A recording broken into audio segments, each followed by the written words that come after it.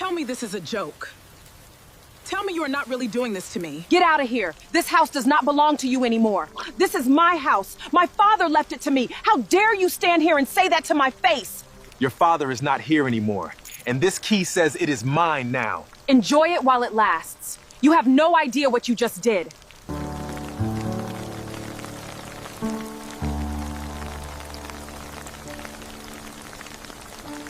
The rain came down in sheets, hammering against the roof of the house on Cedar Hollow Lane, and Solange Whitlock stood barefoot on the wet pavement, watching two men in orange vests carry her father's rocking chair out of the front door and set it down in the mud like it was nothing more than a piece of junk furniture headed for the dump. She had not even had time to put on shoes. One minute she was upstairs packing a box of old photographs, and the next minute her brother Desmond was pounding on her bedroom door, telling her the movers were already there and she needed to get out. "Stop! Stop right there!" Solange shouted, sprinting across the lawn with her arms out, as if she could physically hold back an entire moving crew with her bare hands. The chair had belonged to her father, Otis Whitlock, a carpenter who built half the furniture in that house with his own two hands before he passed away 6 years earlier. That chair was not just wood and fabric, it was the last place she remembered sitting on his lap as a little girl while he told her stories about how one day that house would be hers. Desmond stepped in front of her, blocking her path with his arms crossed and a smug little smile stretched across his face, the rain running down his forehead like it did not even bother him. He was wearing a designer raincoat, the kind that probably cost more than Solange's monthly grocery budget, and he looked entirely too comfortable for a man watching his own sister lose everything. "You do not live here anymore, Solange," he said, his voice calm, almost bored, like he was reading off a grocery list instead of ending her entire life as she knew it. "Did you not get the memo?" "What memo? Desmond, what is going on? Where is Mom?" Solange's voice cracked, and she hated herself for it, hated that even now, drenched and humiliated on her own front lawn, she still sounded like she was asking permission to be upset. The front door opened again, and their mother, Renata Whitlock, walked out holding a manila folder against her chest like a shield, her heels sinking slightly into the wet grass. She did not look at Solange. She looked past her, over her shoulder at the moving truck, like the sight of her own daughter standing in the rain was simply an inconvenience blocking her view. "Take whatever fits in your car. The rest goes to storage. You have 30 minutes. Solange felt something crack open in her chest, wide and hollow, the kind of pain that didn't even have a proper name yet because it was too fresh, too new, too impossible to be real. "Storage? Mom, this is my house. Daddy left this house to me. You were there. You heard the will." "Things change," Renata said, still not meeting her daughter's eyes. "This house belongs to your brother now. There is paperwork. It is done." The movers kept working around them, like the conversation was just background noise, like a family being torn apart in the pouring rain was simply the price of doing business on a Tuesday afternoon. One of them carried out a cardboard box, and something inside it clinked against the side, glass against glass, and Solange watched in horror as a framed photograph of her and her father slipped loose and shattered against the driveway, the glass scattering across the wet concrete in jagged little pieces that caught the gray light. She dropped to her knees right there in the mud, gathering the broken frame into her hands, not even caring that a shard sliced into her palm, drawing a thin line of blood that mixed with the rainwater running down her wrist. Desmond watched her, and for one brief second, something flickered across his face, something that almost looked like guilt, but it disappeared as quickly as it came, replaced again by that same maddening calm. "You should have seen this coming," he said quietly, close enough that only she could hear him. "You always thought Dad's little promises meant something. They do not mean anything if Mom says they do not." Solange looked up at him, rain mixing with tears now, blood on her hands, glass at her knees, and for the first time in her entire life, she did not scream. She did not argue. She simply stood up, wiped her hands on her soaked jeans, and looked back at the house one final time, at the porch her father built, at the window of the bedroom she grew up in, at the old oak tree in the side yard with the tire swing still hanging from its lowest branch. And then, strangely, impossibly, the corner of her mouth lifted into the faintest smile. Renata noticed it. Desmond noticed it too, and his confidence flickered for just a moment because that was not the reaction either of them expected. A woman losing her home should be screaming, crying, calling a lawyer, calling the police. She should not be smiling like she knew something they did not. But Solange said nothing. She walked past both of them, past the moving truck, past the shattered glass on the driveway, and got into her car. She did not look back again. 3 days earlier, Solange Whitlock believed that the promise her father made to her on his deathbed could never be broken. If you've made it this far, you already know this story is getting good. Drop where you're watching from, and don't forget to subscribe. The house on Cedar Hollow Lane had been in the Whitlock family for 18 years, ever since Otis Whitlock bought the small, run-down property with cash he had saved from 20 years of carpentry work and rebuilt it piece by piece with his own hands. He installed the kitchen cabinets himself. He built the porch swing himself. He carved his and Solange's initials in a support beam in the garage the summer she turned 12, right below a small heart, and every single year on her birthday he would take her out to that beam and measure how much she had grown against a series of small pencil marks that traveled up the wood like a timeline of her entire childhood.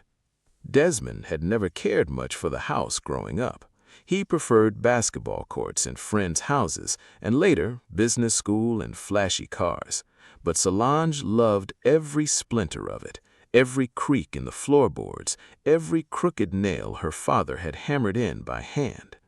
When Otis passed away from a sudden heart attack 6 years earlier, his will left the house to Solange outright, with a single handwritten note attached that read, "For my girl, who always understood that a home is not about the walls, it is about who builds them and who stays to take care of them."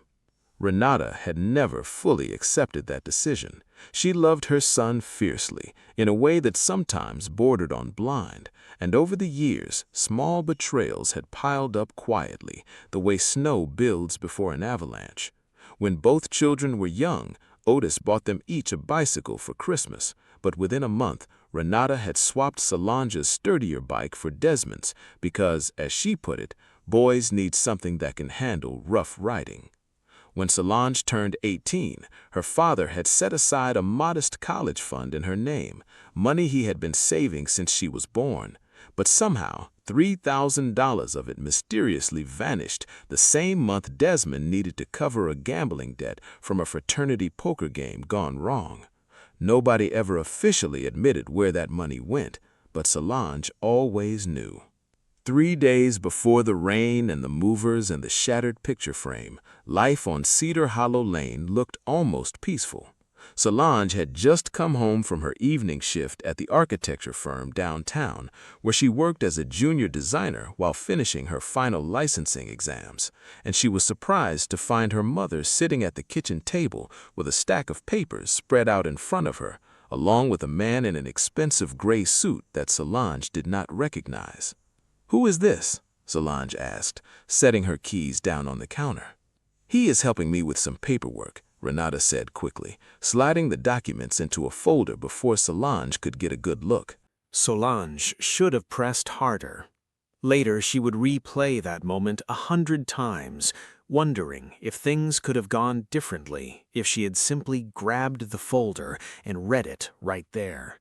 But at the time, she trusted her mother, foolishly, completely, the way children often trust the parents who raised them, even when every instinct is quietly screaming otherwise. That same week, a black luxury sedan had started appearing on the street outside the house, parked just far enough away to seem casual, but close enough that Solange noticed it 3 separate mornings in a row. Behind the wheel sat a man she did not recognize, tall, sharply dressed, with dark hair combed neatly back, and an expression of quiet, careful attention as he studied the house. On the 3rd morning, their eyes met briefly through the rain-speckled windshield, and he offered her the smallest, most polite nod before driving away. She did not think much of it at first. Cedar Hollow Lane was a quiet neighborhood, but it had recently attracted attention from real estate developers eyeing the old properties for tear-down potential, and Solange assumed the man was simply another investor scouting the block. She was wrong, but she would not learn exactly how wrong for quite some time. Now, sitting alone in her car outside a motel on the edge of town, 3 days after that quiet morning and mere hours after being thrown out of her own home in the pouring rain, Solange finally allowed herself to cry, but only for a few minutes. She wiped her face, took a steadying breath, and reached into the small bag she had grabbed in her hurried 30-minute window, the one item she made absolutely certain to save above everything else. It was not jewelry, it was not cash. It was a small wooden birdhouse, roughly hewn and slightly lopsided, painted a faded shade of blue, something her father had built her when she was 9 years old and given to her with strange, specific instructions that she never quite understood at the time. "Keep this safe, Solange girl," he had told her, tapping the little roof twice with his calloused finger. "One day, it might matter more than you think." She had kept it on her bookshelf for over a decade, mostly forgotten, more sentimental object than anything else. But when the movers arrived and chaos exploded around her, some deep instinct told her to grab it before anything else, before clothes, before important documents, before her laptop. She held it now in her lap, running her thumb along its worn edges, and for reasons she could not fully explain even to herself, she felt calmer than she had any right to feel. Because Solange Whitlock knew something her mother and brother did not. Before we go any further into this story, if you are watching this and you have ever felt like the people who were supposed to protect you were the ones who hurt you the most, drop a comment below and let me know what part of the world you are watching from tonight. I want to see how far this story is traveling. Now, let us get back into it, because what happens next is going to completely change how you see everything that came before. The following morning, Solange sat in the small architecture office where she worked, staring blankly at her computer screen instead of the blueprint she was supposed to be reviewing.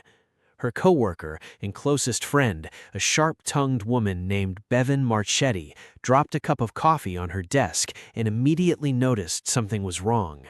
"You look like you have not slept in a week," Bevan said, sliding into the chair across from her. "What happened?" Solange told her everything. The movers, the rain, the broken picture frame, her mother's cold indifference, her brother's cruel little smile. Bevan's mouth fell open somewhere around the part where Renata said 30 minutes, and by the end of the story, she was gripping her coffee cup so tightly her knuckles had gone pale. "That is illegal. That has to be illegal. Your father left that house to you. There has to be a paper trail." "There probably is," Solange said quietly. "I just haven't seen it yet." "So what are you going to do?" Solange looked down at her hands, at the thin healing cut across her palm from the shattered glass. "I am going to wait," she said simply. Bevan stared at her like she had lost her mind. "Wait? Solange, they just threw you out into the street. Are you going to wait? I have a reason, Solange said, and something in her voice made Bevan stop pushing, at least for the moment. There was a steadiness in Solange's tone that had not been there the day before, a quiet resolve that had settled into her overnight, the kind that comes from someone who has decided, consciously or not, that panic will not serve her. What Bevan did not know, what almost nobody in Solange's life knew, was that 4 months earlier, Solange Whitlock had gotten married. His name was Ji-hoon Park, and he was the quiet, sharply dressed man who had spent the last several months restoring historic properties across the region under a small architectural preservation firm connected to his family's business back in Seoul.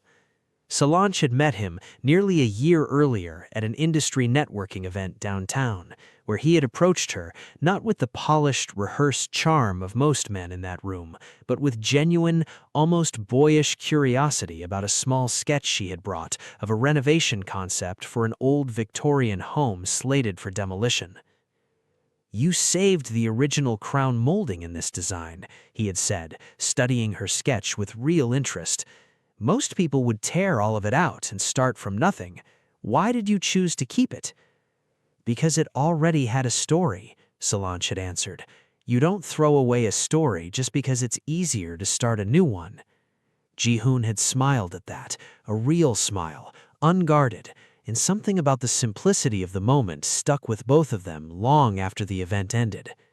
What followed was months of quiet dinners, long conversations about architecture and family and the strange, specific pressure of being the child a parent expects certain things from. Ji-hoon confessed early on that his family carried significant wealth and influence back in Korea, his father the chairman of a major development corporation, but he had spent years deliberately building a life and a name for himself away from that shadow, working small preservation projects under his own merit rather than his family's fortune. He was endlessly curious about American food, much to Solange's amusement. Every single time she brought him something new, sweet tea, barbecue ribs, cornbread dripping with honey butter, he would take one enthusiastic bite, eyes watering immediately, and declare through a fit of coughing that it was very interesting, before eating the entire plate anyway and asking for seconds the next time. "This is basically dessert soup," he told her once, staring suspiciously at a glass of sweet tea, and Solange had laughed so hard she nearly choked on her own drink. Their relationship deepened slowly, carefully, and eventually, quietly, they married in a small ceremony attended only by his parents, one close friend, and a modest local officiant, with no press, no announcement, nothing.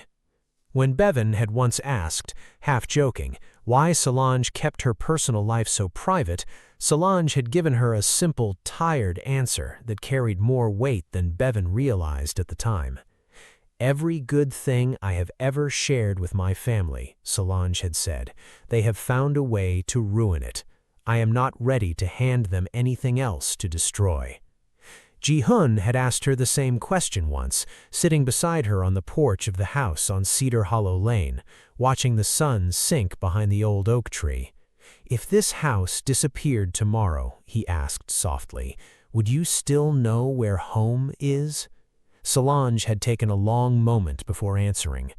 "I think home is not really the walls. It is the people who choose to stay, even when staying is hard."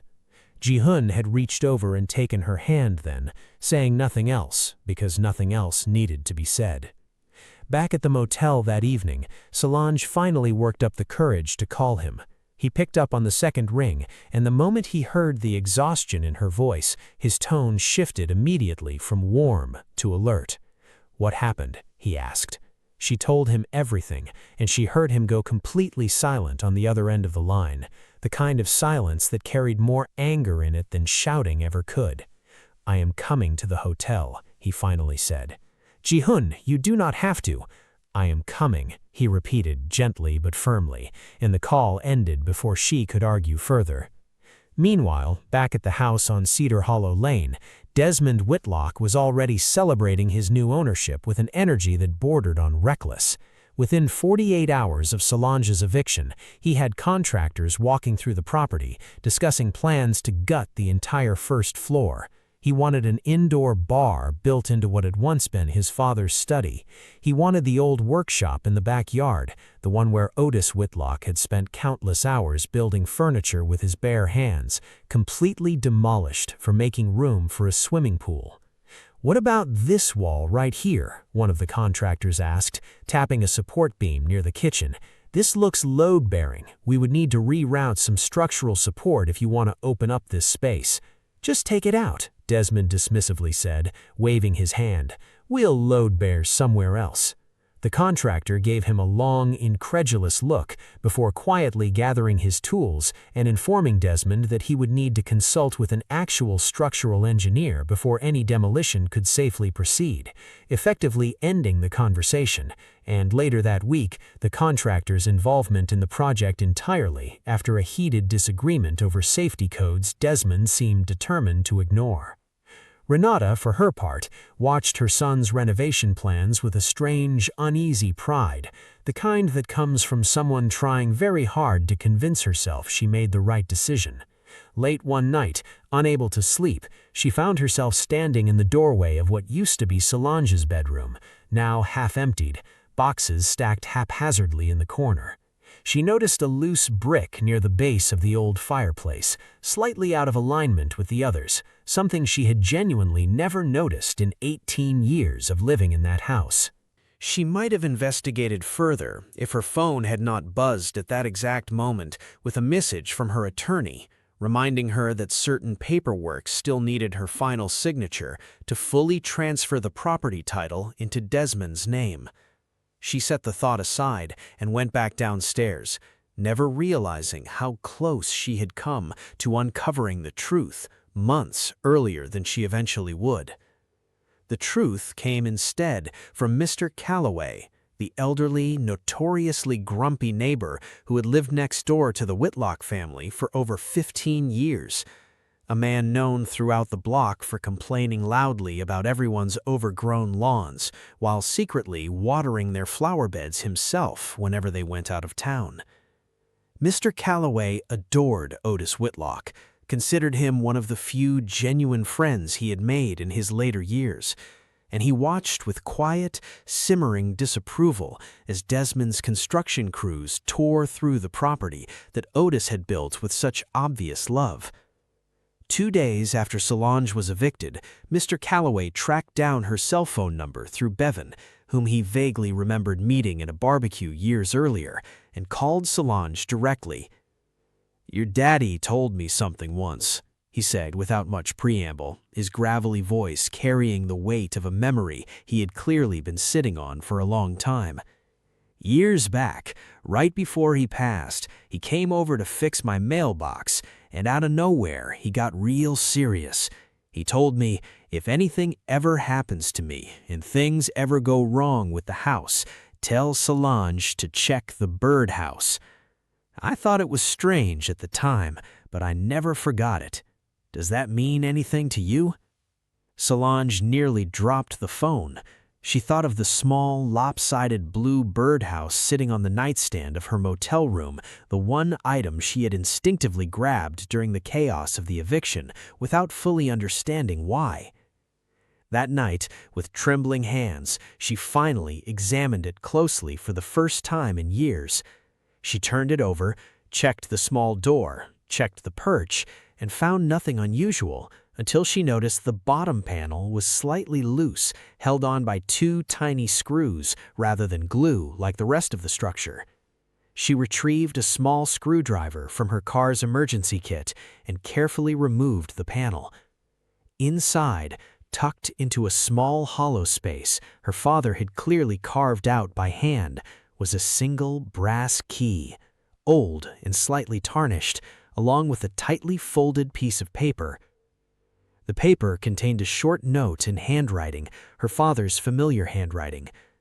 "For my girl, when the time comes, this key opens box 214 at First Heritage Bank downtown. Everything you need is inside.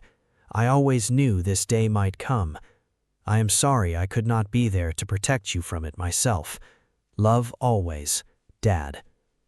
Solange sat on the edge of the motel bed, key clutched in her palm, and cried for the first time since the eviction, not from grief this time, but from something closer to relief.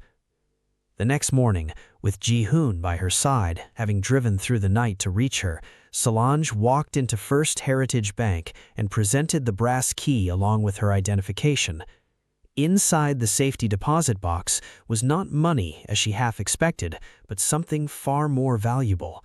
A sealed legal document, properly notarized and dated nearly 4 years before her father's death, revealed that Otis Whitlock had quietly amended the original property trust.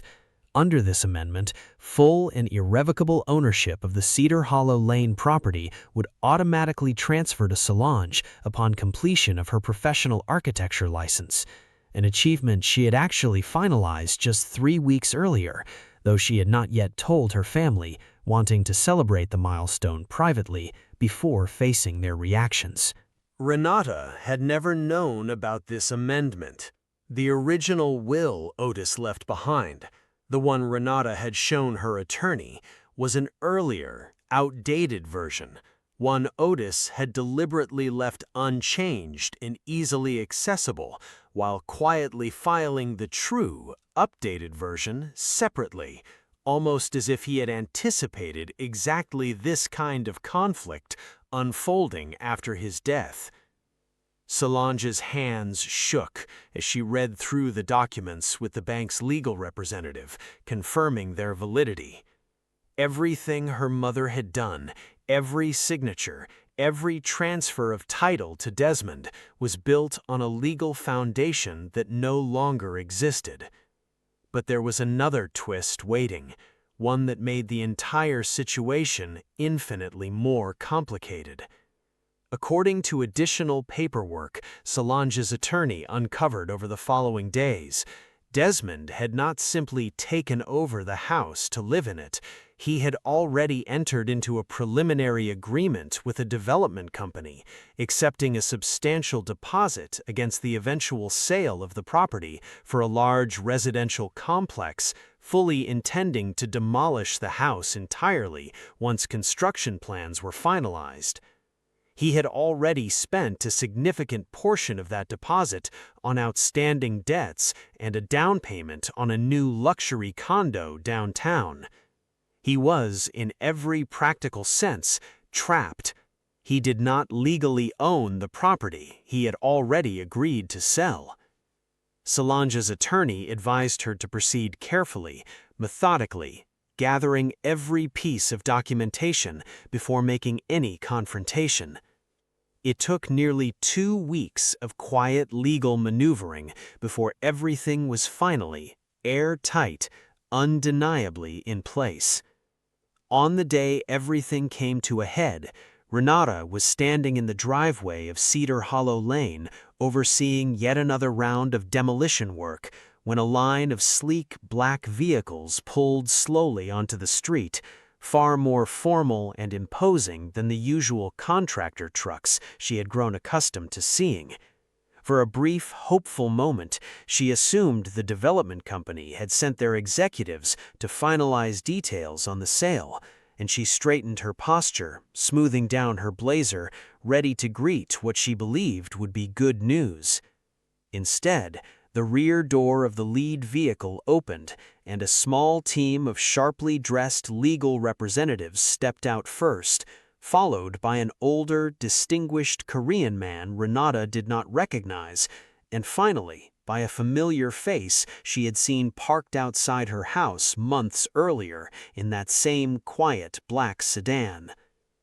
Ji-hoon Park walked directly past Renata without so much as a glance in her direction, past Desmond, who had emerged from the house looking thoroughly confused, and straight toward Solange, who stood waiting at the edge of the driveway, calm and composed in a way that unsettled everyone watching. He reached for her hand gently, sliding his wedding ring beside hers where it belonged, and said quietly but clearly enough for everyone present to hear, "My wife, shall we finish this together?" The silence that followed was absolute. Renata's folder slipped from her fingers, papers scattering across the driveway. "Wife?" she whispered. "Solange, what is he talking about?" "We have been married for 4 months, Mom. I did not tell you because I knew exactly what you would do with that information. I was right, was I not?" Desmond stared between his sister and the well-dressed strangers surrounding her, his earlier confidence draining rapidly from his face. "This does not change anything," he said, though his voice wavered. "I have paperwork. The house is legally mine." "Actually," one of the attorneys said, stepping forward and opening a leather folder of her own, "it is not. We have confirmed through First Heritage Bank and county records that Otis Whitlock's original trust amendment fully transferred ownership to Solange Whitlock upon her completion of professional licensure, which occurred several weeks ago. Any transfers made under the earlier superseded will are legally invalid." Renata's face went pale. "That cannot be right. I signed those documents in good faith." "You signed them based on outdated information," the attorney said calmly. "Unfortunately, that does not change the legal reality." Desmond's phone began buzzing insistently in his pocket, and when he finally answered it, his face crumbled into something close to panic.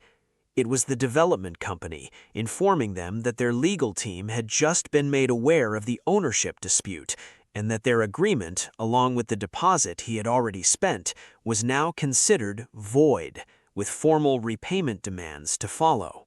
Everyone in the driveway seemed to be waiting for Solange to unleash 6 years of buried anger, to scream, to demand her mother and brother be dragged away in humiliation. Instead, she simply walked past all of them, into the house that was legally, undeniably hers once again, running her fingers along the walls her father built, standing quietly in the doorway of the workshop that Desmond's crew had already begun tearing apart, one wall now stripped down to bare studs. She turned back toward her mother and brother, who had followed her inside, both of them silent, both of them waiting. "Dad built this house with love," Solange said finally, her voice steady, without a trace of the bitterness she might have carried into that moment. "You turned it into a battlefield. I am not going to do the same thing back to you, but you both have 30 days to remove your things and figure out where you are going next. I will not throw you out into the rain the way you did to me, but this house is mine now, the way it should have been from the beginning." Renata opened her mouth as if to argue, then closed it again, something in her daughter's calm, unshaking resolve making clear that further protest would accomplish nothing. The following months brought their own quiet reckonings. Desmond, facing mounting legal and financial pressure from the collapsed development deal, was forced to sell his new condo and move into a modest apartment across town, taking on additional work to slowly pay back what he owed. Renata, humbled in ways she had never expected, eventually reached out to Solange with something that for the first time in years resembled genuine remorse rather than justification. Solange did not immediately forgive either of them. Trust, she had learned, was not something rebuilt overnight simply because circumstances forced a reckoning. But she allowed small, careful openings, occasional dinners, brief phone calls, tentative steps toward something that might one day resemble a relationship again, on her terms, at her pace. As for the house itself, Solange made a decision that surprised almost everyone who knew her. Rather than living there full-time, she and Ji-hoon spent the following year carefully restoring Cedar Hollow Lane to its original condition, repairing the workshop, replanting the garden, refinishing the wooden beam in the garage where her father's careful pencil marks still trace the story of her childhood. Once the restoration was complete, Solange transformed the property into a community space she called the Whitlock House, a transitional home offering shelter, mentorship, and hands-on trade training in carpentry, design, and restoration for young people aging out of the foster care system, honoring the exact belief her father held closest to his heart, that every person deserved a real home and the tools to build a stable future for themselves. Mr. Calloway, delighted to finally have a reason to complain about someone else's garden again, took to volunteering there afternoons a few weeks, teaching the younger residents how to properly care for the flower beds he had secretly tended for years. The sound of children's laughter filled the porch where Solange had once cried in the pouring rain, an entirely different kind of story now written into those same walls. One warm evening, nearly a year after that rain-soaked eviction, Ji-hoon stood in the backyard, attempting, with visibly declining patience, to assemble a simple wooden garden bench, muttering under his breath at a set of instructions that apparently made significantly more sense in theory than in practice. Solange watched from the porch steps, laughing as he dropped the screwdriver for the third time. "You are telling me you can run international property negotiations without breaking a sweat, but a garden bench is what finally defeats you? This is clearly designed by someone who hates me personally," he said, holding up two mismatched pieces of wood with genuine confusion. "Fortunately," Solange said, walking over and taking the instructions gently from his hands, "you married an architect." He looked up at her, smiling in that same unguarded way he had the very first night they met, and pulled her down beside him on the grass instead of finishing the bench at all. Later that evening, as the sun dipped low behind the old oak tree, Solange walked out to the garage alone and ran her fingers along the wooden beam where her father had once measured her height every year, where his careful initials still sat beside a small, weathered heart. Beside them now, freshly carved, were two new initials she had added herself, S plus J. Some people inherit houses, but the luckiest ones inherit a place that still knows how to become a home again, no matter how many storms it survives along the way. Thank you so much for watching. Your support means the world to me. If you enjoyed the story, don't forget to like and subscribe for more.